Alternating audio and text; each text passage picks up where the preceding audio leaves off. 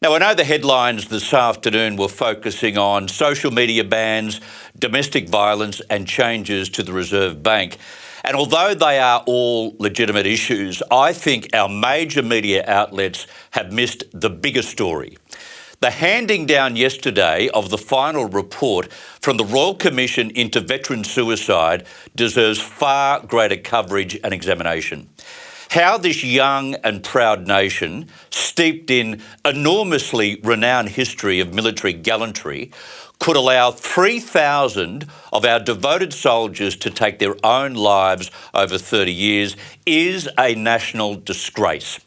Current and former service personnel were 20 times more likely to die by suicide than in combat. The enemy at home is their nemesis, not war. Now, it's all well and good to report on the findings and hear that our leaders in Parliament promise action, but is that action going to stop this roll call of horrific death? I don't think it will, because our politicians sat back and allowed it to happen. Now, they'll rip the guts out of the Department of Veterans Affairs, that's a must. They'll change timelines for compensation, that's a must. And they'll start sacking recruits who bully and sexually assault others, that is a must. But the political disregard and defence cover-ups at the top, none of that will stop unless culture is changed. The Prime Minister said he'll apply all 122 recommendations, but that's the easy response. The truth is, the political culture and leadership didn't demand that these now deceased men and women were treated better. The opposition leader's words were spot on. Defence has let people down. The Department of Veterans Affairs has let people down. Both sides of politics over a long period of time, despite the best of intent, have let these diggers down as well. And so in providing support to those who have given evidence and those families who remain, we pay tribute to all of them.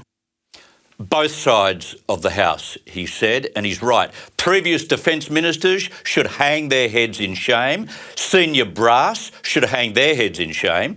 And as the Royal Commissioners stated, Australian military personnel will continue to take their own lives at staggeringly high rates without systemic change to the Australian Defence Force.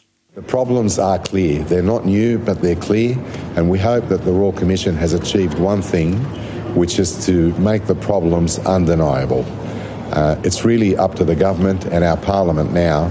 We will hand down our recommendations and findings today. We hope they're approached in a bipartisan manner. It should not be a political issue, uniting to help and support our veterans and our serving members. Now, I'm not being critical of the inquiry. The inquiry was in good hands. Commissioner Nick Caldos there is an acclaimed international investigator, and the report is a mammoth 3,000 pages and 7 volumes in length. But the responsibility for what to do now is back into the hands of the same political class which allowed our departments to hurt our returned soldiers. The finding from Commissioner Peggy Brown should ring in the ears of all MPs in our national parliament. The enemy is often within the Australian Defence Force rather than an external adversary. This commission didn't just prove that post-traumatic stress disorder claimed lives, it did.